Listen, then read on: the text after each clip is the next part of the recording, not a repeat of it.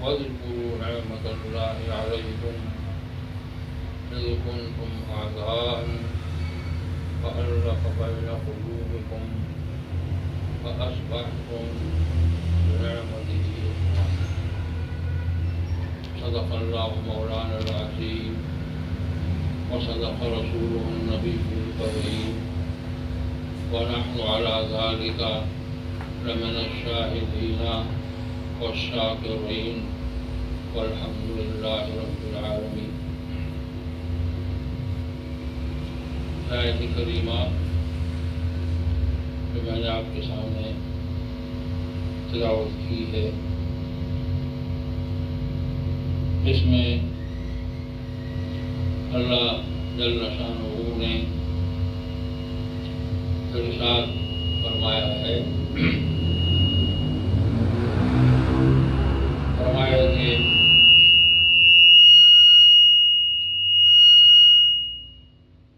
وَاعْتَصِمُوا بِحَبْلِ اللَّهِ جَمِيعًا، فرمایا کہ اللہ کی جو رسی ہے اس کے ساتھ وابستہ رہو، بالکل۔ اعتصام کہتے ہیں جس کو ہم اردو میں تھامنا کہتے ہیں، پوری طرح منسلک ہونا، وابستہ ہونا۔ تو فرمائیں کہ وَاعْتَصِمُوا، پوری طرح وابستہ رہو اور منسلک رہو، تھامے رہو، بحبل اللہ، اللہ کی رسی کو، جمیعاً، سب مل کر اکٹھے ہو۔ اور اس کے بعد ارشاد فرمایا کہ وَاذْكُرُوا نعمت اللہ علیکم، اللہ کی جو نعمت ہے اس کو پیش نظر رکھو، اس کا تذکرہ کرو۔ اذ کنتم اعداء، جب تم آپس میں دشمن تھے، ایک دوسرے کے دشمن تھے، فألف بین قلوبکم، تو اللہ جل شانہ نے تمہارے دلوں میں ایک دوسرے کے لیے الفت ڈالی اور محبت ڈالی۔ فأصبحتم بنعمته إخوانا، تو اللہ کے فضل و کرم سے تم ایک دوسرے کے بھائی بھائی بھائی۔ یہ اس آیت کریمہ کا ترجمہ ہے، جو عام ہمارے مفسرین اس کا ترجمہ کرتے ہیں۔ اب اس میں جو شروع میں ارشاد فرمایا کہ وَاعْتَصِمُوا بِحَبْلِ اللَّهِ، تو حبل اللہ سے مراد اس کے جو مفاہیم ہیں، مختلف علماء نے، فقہاء نے، مفسرین نے، محدثین نے، علماء کلام نے اپنے اپنے طور پر اس کا مفہوم لیا ہے۔ بعض علماء نے اس کا مفہوم لیا ہے کہ اس سے مراد کتاب اللہ ہے، اور کتاب اللہ کا مفہوم وہ اس لیے لیتے ہیں کہ اللہ کے رسول صلی اللہ علیہ وآلہ وسلم نے ارشاد فرمایا کہ ترکت فیکم امرین لن تضلوا حتی امسکتہما، کتاب اللہ و سنتی۔ فرمایا کہ میں خود عالم دنیا سے جا رہا ہوں، لیکن تمہارے پاس دو چیزیں چھوڑ کر جا رہا ہوں، ایک اللہ کی کتاب ہے اور ایک میری سنت ہے۔ اور ایک روایت میں یہ بھی آیا ہے کہ اللہ کے رسول نے فرمایا کہ میں تمہارے پاس کتاب اللہ چھوڑ دیا۔ تو جو علماء اس کا مفہوم لیتے ہیں کہ یہاں وَاعْتَصِمُوا بِحَبْلِ اللَّهِ، اللہ کی رسی کو مضبوطی سے تھامے رکھو. تو اللہ کی رسی سے مراد کتاب اللہ ہے. بعض علماء کہتے ہیں کہ اس سے مراد شریعہ ہے، شریعت ہے، پوری شریعت ہے، اور احکام شرعیہ ہیں. وہ اس کی تعبیر کرتے ہیں اور تعبیر کرتے ہیں کہ وَاعْتَصِمُوا بِحَبْلِ اللَّهِ، تم لوگ زندگی گزارتے ہوئے احکام شرعیہ پر عمل کرو، احکام شرعیہ کو فالو کرو. بعض علماء اس سے مراد لیتے ہیں کہ بحبل اللہ سے مراد سارے کے سارے اعمال صالحہ ہیں.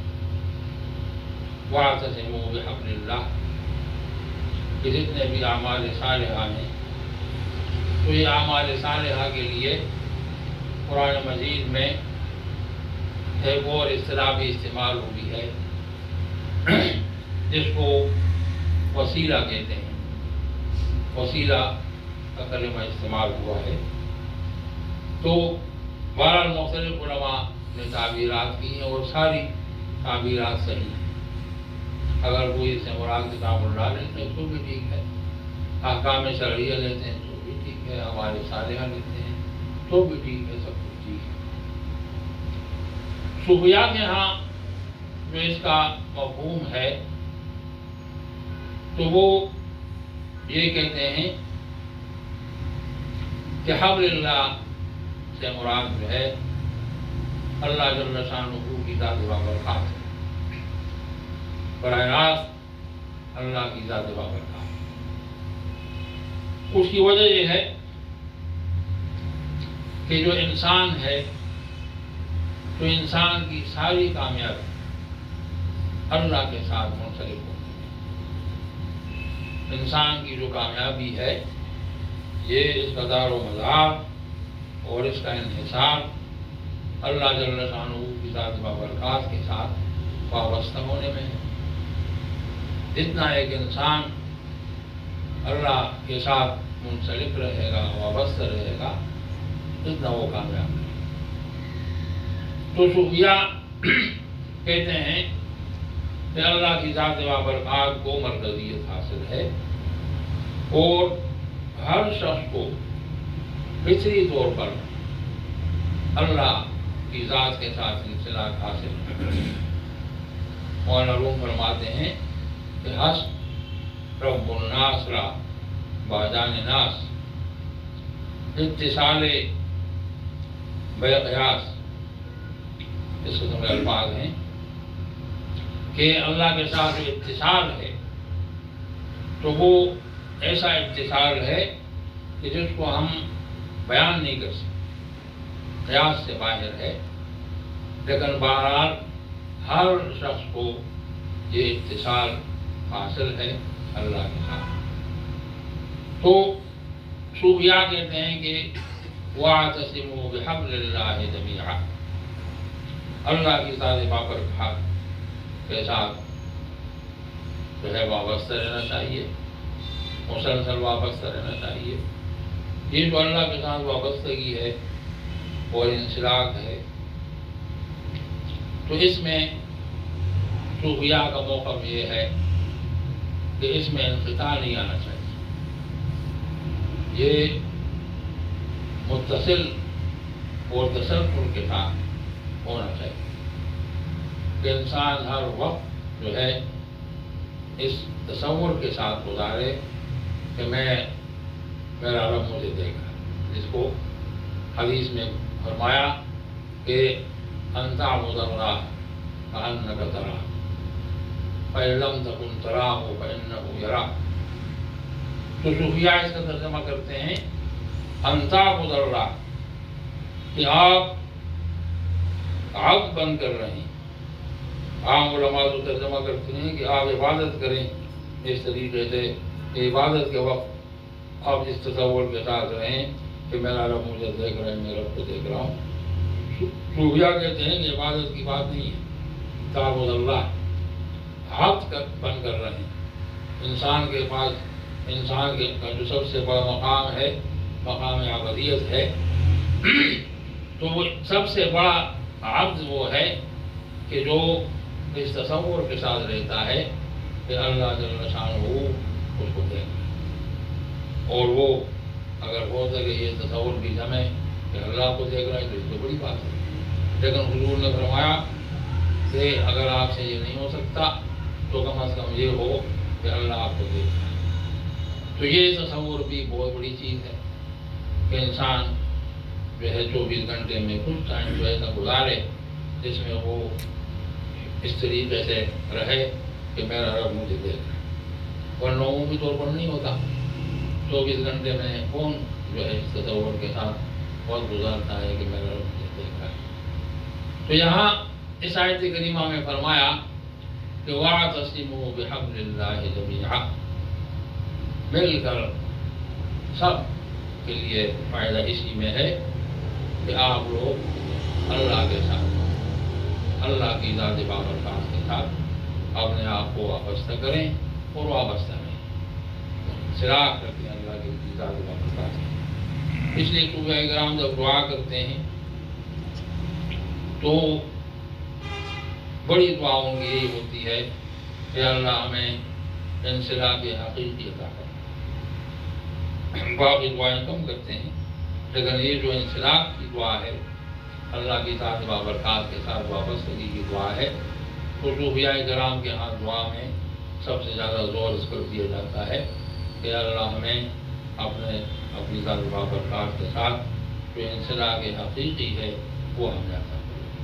تو یہ بہت بڑی نعمت ہے، اللہ کی بہت بڑی نعمت ہے جب انسان کو یہ انصراف ملتا ہے۔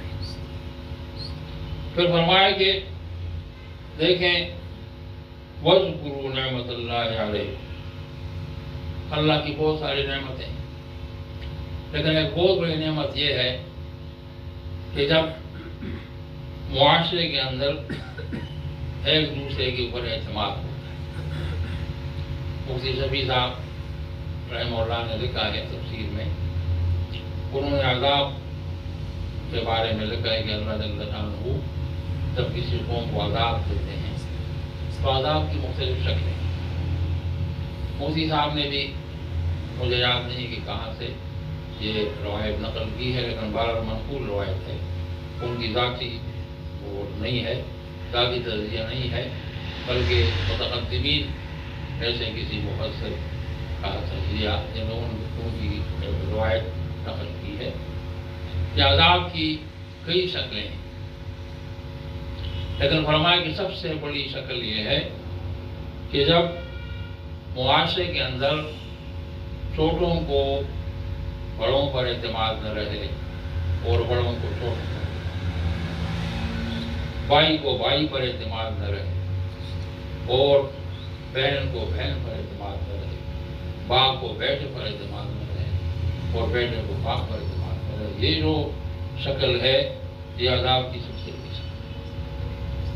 تو اس آیت میں فرمایا کہ وَاذْكُرُوا نعمت اللہ علیہ اذ کنتم اعداء، پہلے تو یہی تھا، اللہ کے رسول کی بعثت سے پہلے اس معاشرے کے اندر جو شکل تھی وہ یہی تھی، اعتماد تو نہیں تھا، وہ آپس میں تو ان کا جو تمام معاشرہ تھا تو وہ تو ایک منتشر قسم کا معاشرہ تھا، اور اس پہلو سے اس حوالے سے بڑے مسائل تھے۔ تو فرمایا کہ اذ کنتم اعداء، تم تو آپس میں تمہارے دلوں میں ایک دوسرے کے لیے دشمنی تھی اور تم ایک دوسرے کے اعداء تھے، دشمن تھے، لیکن اللہ جل شانہ نے فَأَلَّفَ بَيْنَ قُلُوبِكُمْ، تمہارے دلوں میں الفت پیدا کی، ایک دوسرے کے لیے الفت پیدا کی۔ تو صوفیاء کرام کا موقف یہ ہے کہ یہ جو الفت ہے یہ اللہ کی طرف سے آتی ہے،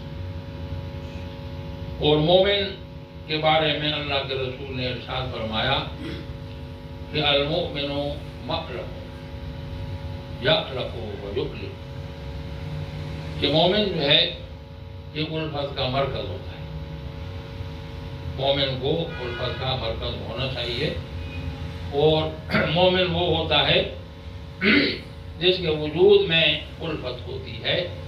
فرمایا کہ وہ خود بھی دوسروں کے ساتھ الفت کرتا ہے اور دوسرے اس کے ساتھ الفت کرتے ہیں.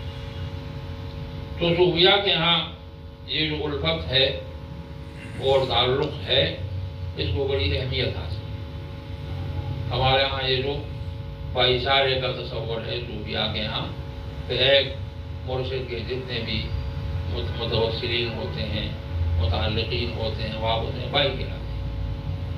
ان کی قوت ہوتی ہے، بھائی چارہ ہوتا ہے.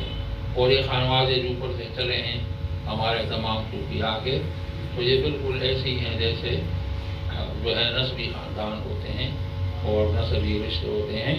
اس سے بھی زیادہ یہ رشتہ ہوتا ہے، روحانی رشتہ ہوتا ہے، اس سے زیادہ مؤثر ہوتا ہے. تو فرمایا کہ وَاذْكُرُوا نِعْمَةَ اللَّهِ عَلَيْكُمْ إِذْ كُنْتُمْ أَعْدَاءً فَأَلَّفَ بَيْنَ قُلُوبِكُمْ. اللہ جل شانہ نے اپنے رسول کو بتایا کہ یہ جو صحابہ آپ کے ساتھ الفت کرتے ہیں تو یہ آپ اس میں آپ کا کمال نہیں ہے. لَوْ أَنفَقْتَ مَا فِي الْأَرْضِ جَمِيعًا مَا أَلَّفْتَ بَيْنَ قُلُوبِهِمْ. پوری زمین کے وسائل اگر آپ خرچ کریں آپ کسی کے دل میں اپنی الفت نہیں ڈال سکتے. یہ بڑا مشکل کام ہے کہ آپ کسی کے دل میں اپنی الفت یہ کیسے ہو سکتے. تو فرمایا کہ اللہ دل میں ڈالتا ہے. اگر دوسرے کے دل میں آپ کی الفت پیدا ہوتی ہے تو یہ اللہ کی بڑی نعمت ہے. اس لیے صوفیاء کرام کے ہاں جو ترتیب ہے اور جو انسانوں کے اندر ترتیب ہے اس ترتیب میں بعض روایات میں یہ ہے کہ جو وہ حضرات جو مقام ناسوت میں ہوتے ہیں تو مقام ناسوت جن کو ملتا ہے تو اس میں ایک جو فرد ہوتا ہے وہ 80 کے برابر ہوتا ہے. ایک فرد کا وزن جو ہے وہ 80 کے برابر ہوتا ہے. یہاں سے آغاز ہوتا ہے پھر ساتھ میں بڑھتا ہے. اللہ کے ہاں جو انسان کا وزن ہے عبداللہ بن مسعود رضی اللہ تعالیٰ عنہ کے بارے میں اللہ کے رسول نے فرمایا کہ تمہیں یہ ہلکے پھلکے لگاتے ہیں ان کا بہت بڑا وزن ہے. اللہ کے ہاں بہت بڑا وزن ہے. تو یہ انسانوں کا جو وزن ہے، انسانوں کی جو ویلیو ہے اللہ کے ہاں وہ اس حوالے سے ہے کہ اللہ کے ساتھ انسلاک کتنا ہے. جس کا زیادہ انسلاک ہے تو وزن بڑھتا ہے. تو فرمایا کہ وَاذْكُرُوا نِعْمَةَ اللَّهِ عَلَيْكُمْ إِذْ كُنْتُمْ أَعْدَاءً فَأَلَّفَ بَيْنَ قُلُوبِكُمْ. اللہ نے تمہارے دلوں کو صاف کر دیا، کدورت سے صاف کر دیا. الفت جو پیدا ہوتی ہے تو یہ الفت انتہائی لطیف جذبہ ہے. یہ کدورت میں نہیں پیدا ہوتا. جس دل میں کدورت ہوتی ہے اس دل میں الفت پیدا نہیں ہوتی. اس میں ہوس پیدا ہوتی ہے. ہوس میں اور الفت میں بڑا فرق ہے. لوگ جو ہیں ہوس کو الفت کہتے ہیں، حالانکہ ہوس جو ہے وہ الفت نہیں ہے. وہ تو وقتی جذبات ہوتے ہیں، ختم ہو جاتے ہیں. عارضی قسم کے جذبات ہوتے ہیں، اس کی بنیاد پر انسان کے اندر ہوس ہوتا ہے، وہ تحریر ہو جاتی ہے. لیکن یہ جو الفت ہے یہ انتہائی لطیف جذبہ ہے اور یہ قلب میں پیدا ہوتا ہے جب قلب بالکل صاف ہوتا ہے، قلب میں کدورت نہیں ہوتی.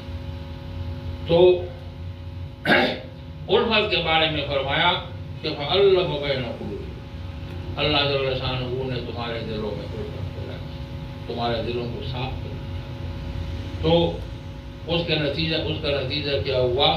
فَأَصْبَحْتُمْ بِنِعْمَتِهِ إِخْوَانًا. تم اللہ کی اس نعمت کی وجہ سے، فضل و کرم کی وجہ سے آپس میں بھائی بھائی بن گئے. یہ جو خطاب براہ راست خطاب تو صحابہ کرام کو ہے ان کے حوالے سے بات ہو رہی ہے، لیکن پوری امت مسلمہ مخاطب ہے. صحابہ کرام کی وساطت سے پوری امت مسلمہ مخاطب ہے اس آیت کریمہ میں. تو یہ جو قلوب کی صفائی ہے، صوفیاء کرام کے ہاں جتنی بھی مشق ہے، جتنا مجاہدہ ہے، تو یہ قلوب کی صفائی کے لیے کہ انسان کا جو نفس ہے اس کا تزکیہ ہو، قلب کی صفائی. اس کو تزکیہ قلب کہتے ہیں اور تزکیہ نفس کہتے ہیں. یہ مشق سے ہوتا ہے کہ انسان مشق کرتا ہے، اپنے دل کو صاف رکھتا ہے، اپنے ذہن کو صاف رکھتا ہے، ہر قسم کی غرورت سے دور رہتا ہے، ہر قسم کی منفی خیالات سے دور رہتا ہے، ہر وقت مثبت سوچ میں رہتا ہے، دوسروں کے لیے، اپنے بھائیوں کے لیے، عزیز و اقارب کے لیے، اپنے دوستوں کے لیے، معاشرے کے افراد کے لیے. اللہ کے رسول نے ارشاد فرمایا کہ الدین النصیحہ، دین خیر خواہی کا نام. دین جو ہے اس کا خلاصہ یہ ہے کہ خیر خواہی. اور صحابہ کرام جب بیعت لیتے تھے تو حضور ان کو کہا کرتے تھے کہ نصیحہ کی کوئی بیعت نہیں کرتا، کہ تمہیں خیر خواہ ہونا چاہیے امت مسلمہ کے تمام افراد کے لیے. تو اس آیت کریمہ میں یہ 2-3 جو ہے پوائنٹس تھے جو میں نے آپ کے سامنے آپ کے ساتھ شیئر کیے. اللہ تعالیٰ ہمیں جو ہے توفیق عطا فرمائے کہ ہمیں جو ہے یہ اللہ کے ساتھ جو انسلاک ہے اللہ کہ ہمیں عطا فرمائے. تو یہ ساری جو تمام انسلاک ہے، وابستگی ہے، تمام جو اللہ کے ساتھ تعلق ہے، اس میں بہت اہم اور مؤثر نسخہ جو ہے وہ ذکر اللہ کا ہے. اللہ کا ذکر اللہ جو ہے یہ سب سے مؤثر نسخہ ہے، بہترین، سب سے اعلیٰ درجے کا. وَلَذِكْرُ اللَّهِ أَكْبَرُ، قرآن کے ذکر وَلَذِكْرُ اللَّهِ أَكْبَرُ، اللہ کا ذکر جو ہے یہ سب سے بڑی نعمت ہے، اللہ کی نعمت ہے. جس کو اللہ یہ نعمت دیتا ہے، توفیق دیتا ہے، اپنے بندوں میں سے ذاکرین وہ ہیں جو اللہ کے ذکر میں رہتے ہیں. تو حضور نے فرمائی کہ اصل میں زندہ ہوئی ہیں جو ذاکرین، جو غافلین ہیں وہ مردہ، جو لوگ غفلت کے ساتھ رہتے ہیں وہ بنیادی طور پر مردہ ہے. اصل زندہ وہ ہیں جو اللہ کے ذکر میں رہتے ہیں. تو ہم اس موقع پر تھوڑی دیر کے لیے ذکر کرتے ہیں. سب سے پہلے درود کا ہدیہ بھیجتے ہیں، پھر ہم سورہ اخلاص پڑھتے ہیں، پھر استغفار، اور پھر تسبیحات، اور پھر ہم تحلیل اور پھر دعا کرتے ہیں.